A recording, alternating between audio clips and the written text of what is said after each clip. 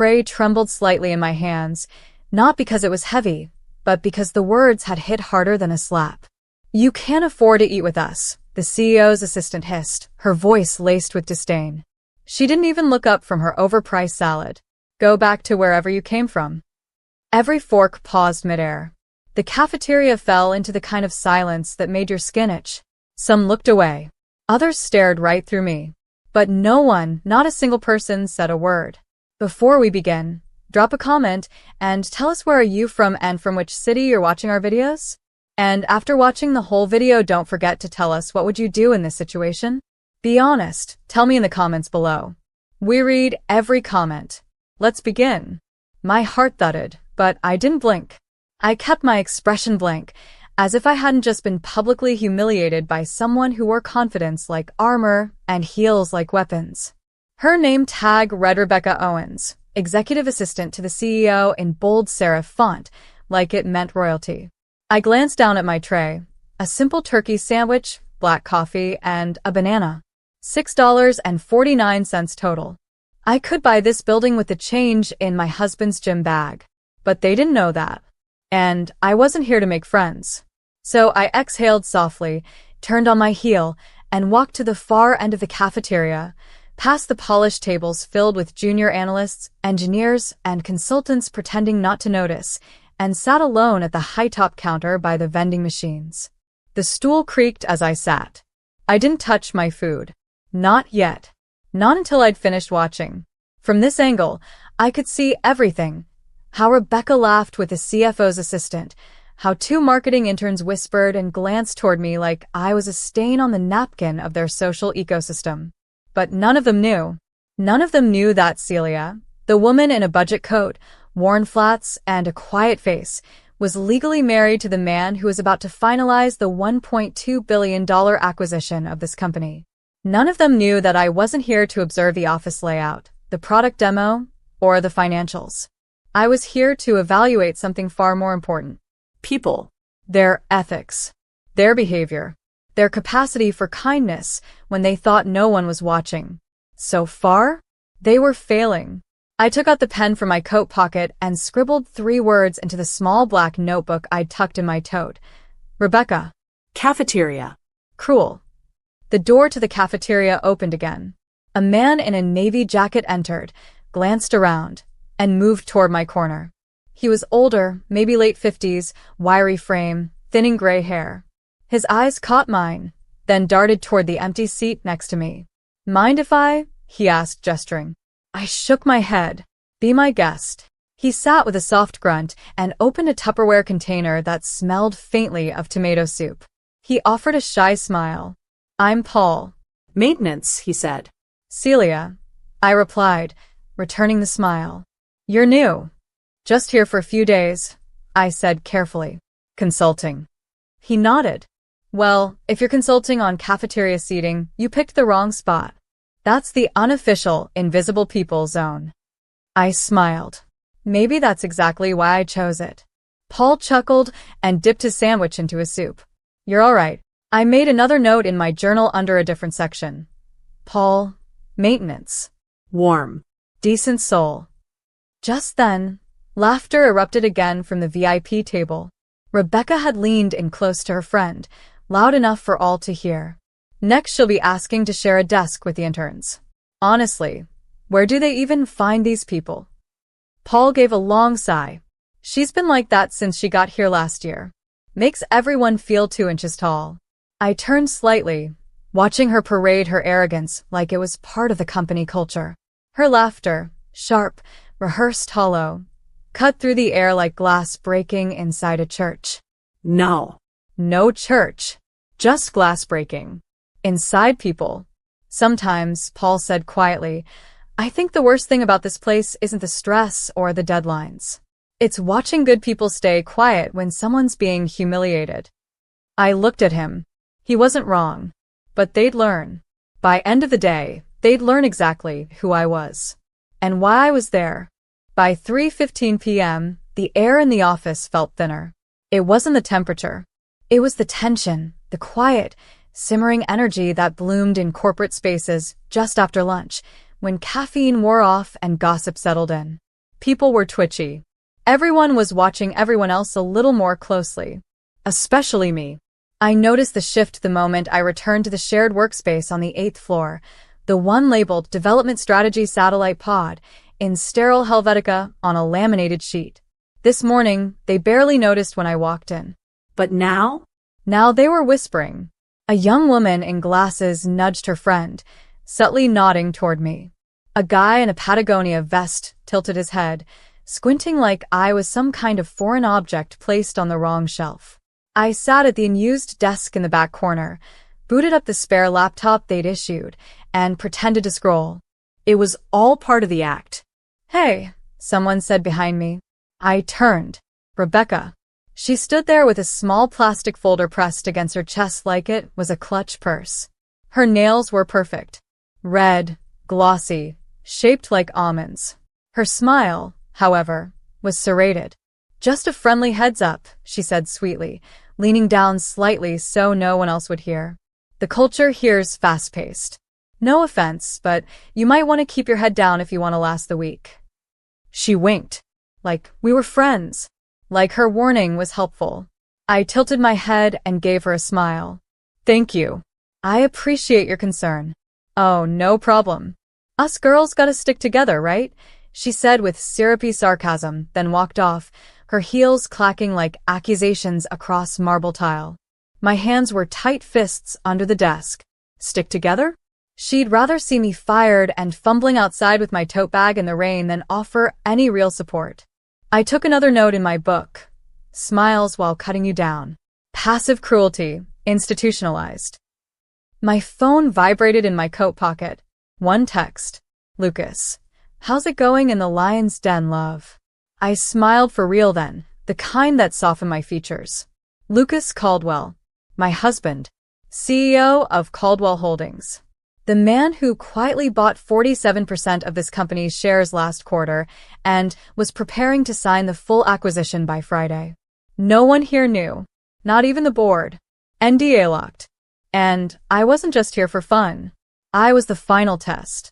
Lucas always said, a company's real culture isn't what's in the handbook. It's what they do when they think no one's watching. And today? They were failing. Another ping. "Lucas, I'll be there by 6. Ready to meet the wolves?" I typed back. "They're already baring their teeth." Just as I slipped the phone away, the guy in the vest walked by and dropped a stack of printouts in front of me. "Need you to organize those by vertical market penetration. For the pitch tomorrow." I blinked. "I'm not part of your team," I said gently. He scoffed. "Yeah, no kidding. Just do it anyway." Rebecca said your temp support." I looked at the pile, then at him. He didn't even make eye contact. Didn't ask. Just assumed. Another scribble in my notebook. Entitled, Gendered Assumption. Dismissive. Across the room, Paul, the maintenance worker from lunch, caught my eye. He was swapping out a fluorescent tube in the ceiling, balancing awkwardly on a rickety ladder. Our eyes met. He raised his brows, as if asking, "You good?" I gave a small nod. "Barely." The guy with the vest turned to leave but mumbled under his breath as he walked off, "This is why they don't pay interns." I froze. That was it. That was the narrative they'd built for me, that I was an intern or temp, maybe even a mistake from HR. A face without a title. Just enough of a nobody to step on. They didn't even ask my last name. Didn't connect it with Lucas Caldwell. Didn't realize the same woman they mocked would soon have access to every one of their HR files.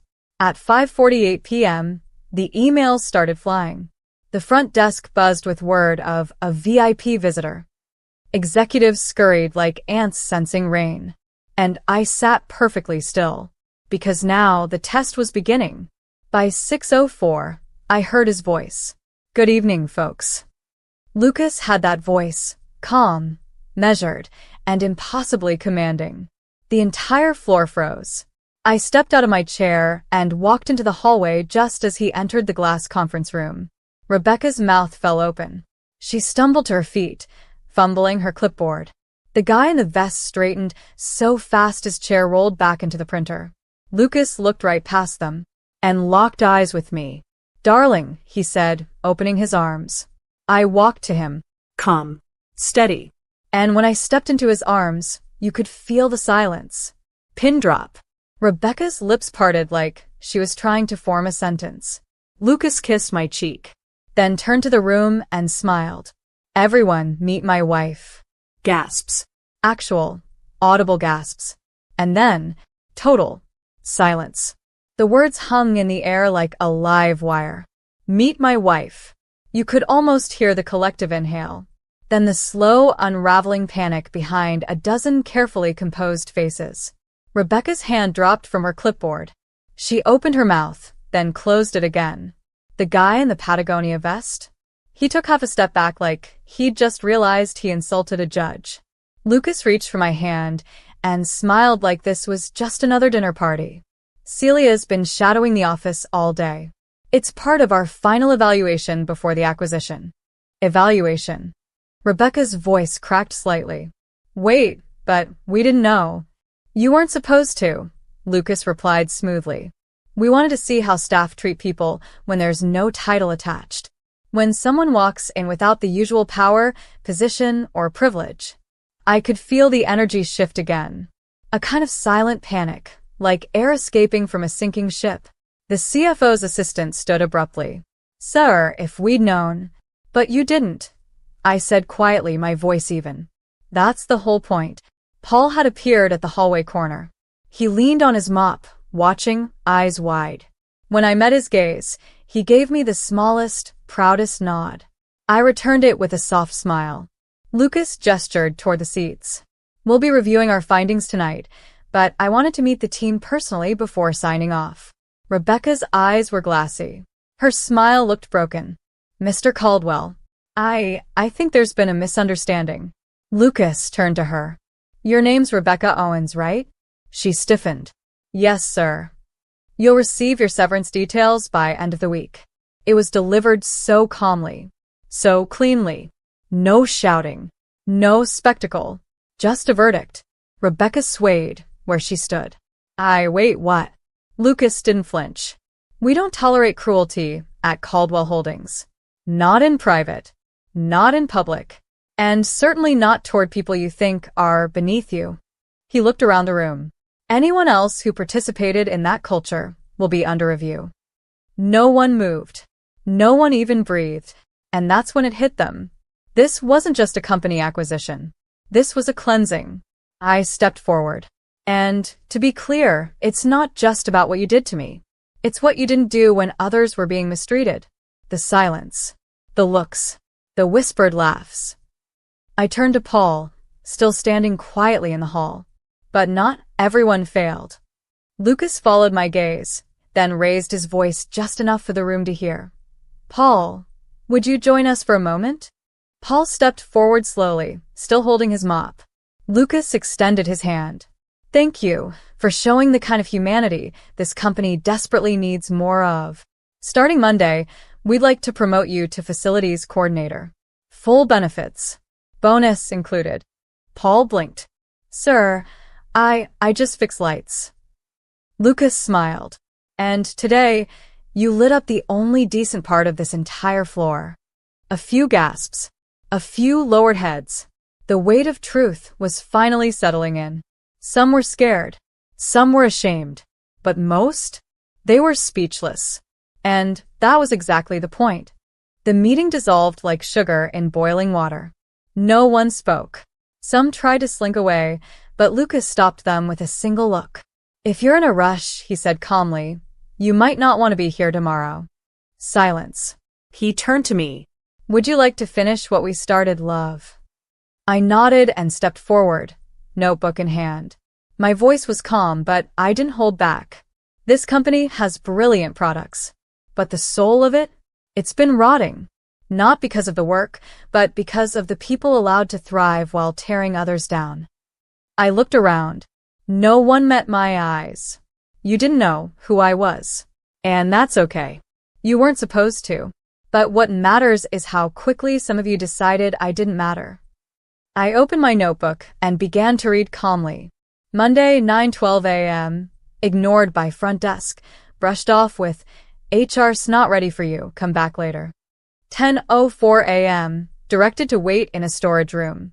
11:40 a.m., Rebecca Owens makes public comment about budget interns taking up space.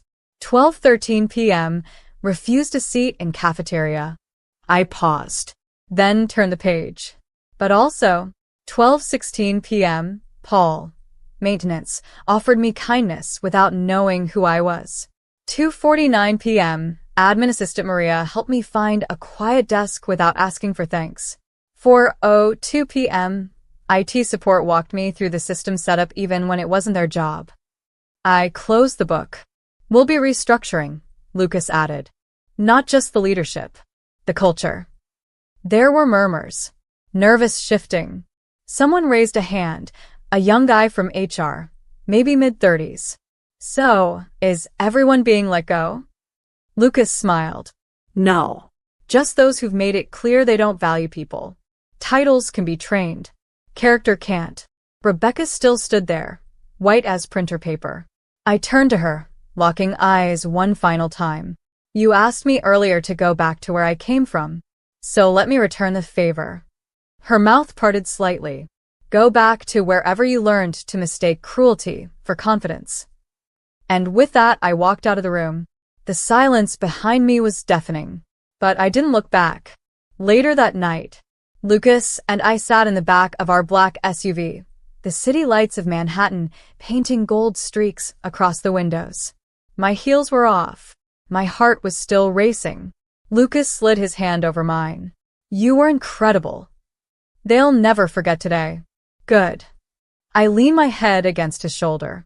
You know what hurts the most? He waited. I wasn't shocked they were rude.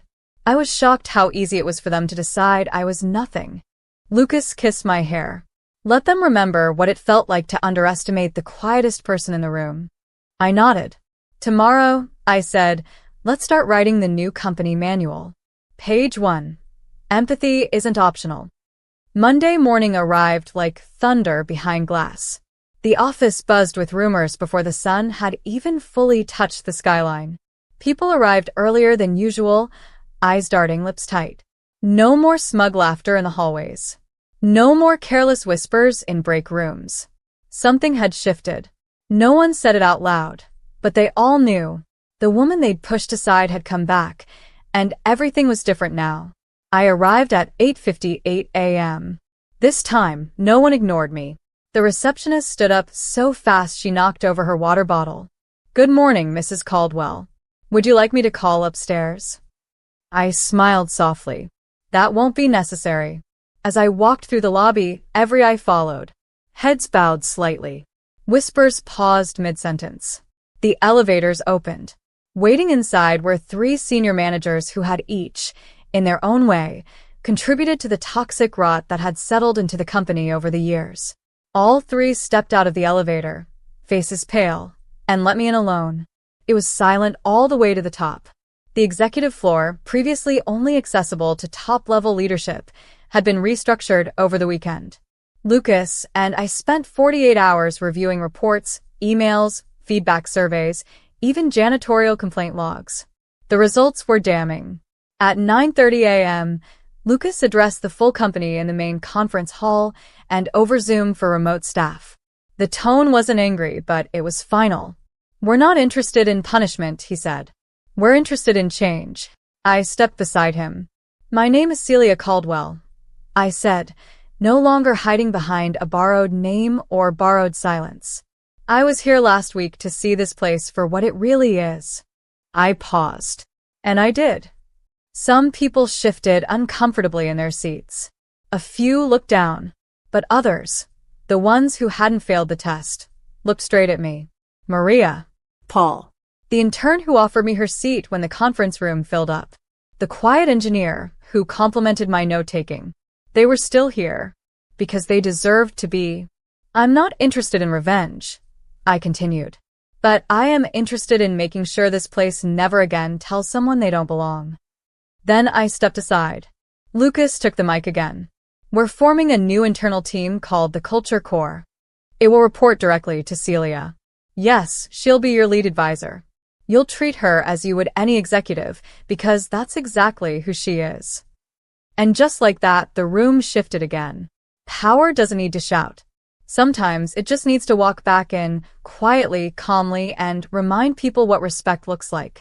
3 weeks later, I was sitting in my new office. Corner window, warm wood furniture, a quiet potted plant I named Justice, when there was a knock on the door. It was Paul. He looked unsure, hat in hand, same overalls, but a new ID badge that read Facilities Director. Got a minute? He asked. For you? Always. He stepped in. I just wanted to say thanks for not forgetting the little guy. You were never the little guy, Paul. You were just the one no one saw. He chuckled, eyes soft. Not anymore. When he left, I stood by the window, watching the street below. The city moved like it always did. Fast, loud, ruthless. But here, inside this building,